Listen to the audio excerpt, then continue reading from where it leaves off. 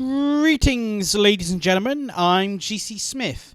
Now, as most of you out there know, BlizzCon was this last weekend, and Blizzard were highlighting various new things for various games.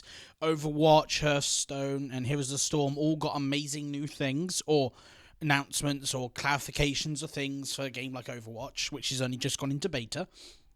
But World of Warcraft Legion, the next expansion in the World of Warcraft series, was my main focus at the coverage of BlizzCon on websites like MMO Champion. And there seems to be a bit of a misunderstanding reading the forums of people at the moment regarding something really core to World of Warcraft Legion expansion, that is your artifact weapons. These are weapons that you're going to be upgrading throughout the expansion, leveling up. These are kind of like a new talent tree you get access to and are really iconic, and apparently only tied to Legion. Part of the story, part of the flavour, part of the power of Legion, making you overpowered for a single expansion, I guess, is the intent.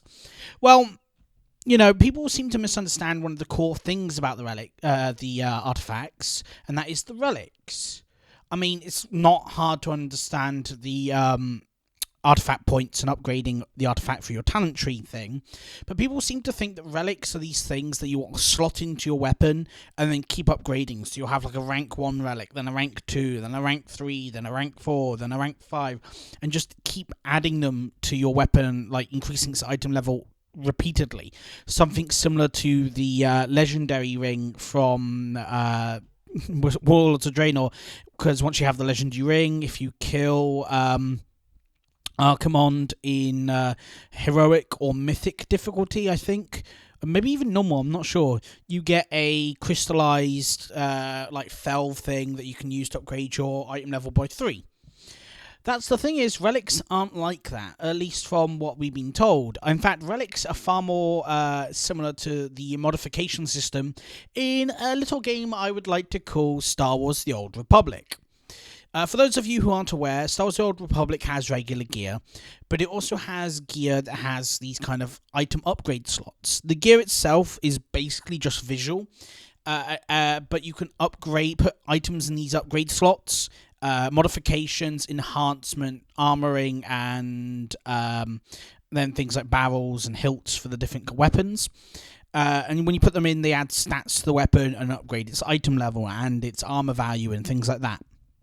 And I definitely think that that's kind of going to be the way with relics.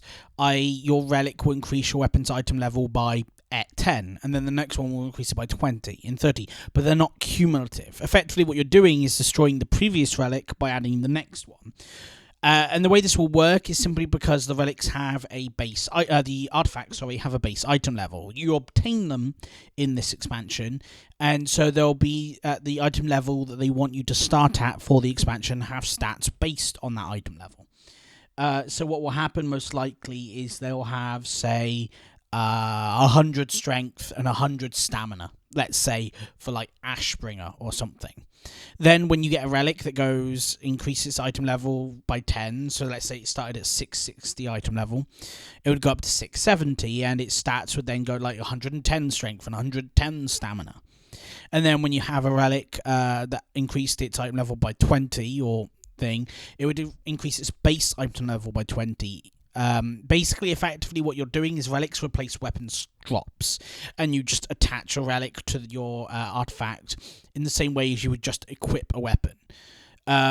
Obviously, it may be that the relics do more than just add item levels. They'll add like passives, maybe mess with your secondary debuffs. So you'll have one that goes like add 30 item levels, replace your mastery with crit. Let's say if you'd prefer mastery or crit item.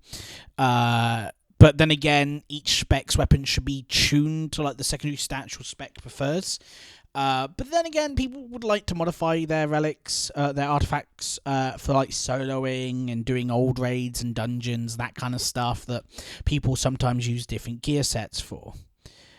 So yeah, that's really, as far as we know, how the relic slot's actually going to work. Just wanted to clarify this because people seem to think that it's kind of like a cumulative upgrade. That means that when they go to their off-spec, they'll have to like grind all the relics they've obtained on their main. And so like when their main's item level is 7,010 at the end of the expansion, they'll need to do something silly. But yeah, that's not how relics work. Relics are basically just the way weapons are dropping in this expansion. So instead of a pair of daggers or a dagger dropping from a boss, it'll drop a certain relic. Or instead of an axe, it'll drop a relic for that kind of slot. So yes, that's how it's going to be working. Obviously, there are genuine concerns on the catch-up with your off-spec weapons or artifacts, but that isn't based on the relics. That's based on artifact power that you have to gather through various ways. And Blizzard said they'll have catch-up mechanics for that based on it being an off-spec. Basically, what it will probably do is just check how much artifact power you have on your main weapon and give you a boost based on like a certain percentage boost to how much you gain when in your off-spec compared to your highest spec. So yeah, that's how it's going to hopefully be working. At least that's all the evidence we've got for working.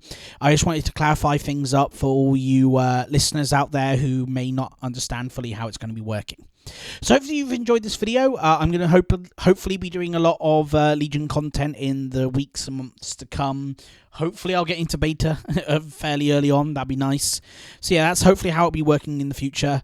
Don't forget to like, share and subscribe these videos. I'd like to reach as many people as possible. And for everyone watching this, my Magic the Gathering videos won't be stopping either. So I'll be doing both World of Warcraft and Magic the Gathering from this point on. So thank you very much for watching, guys, and I'll see you next time.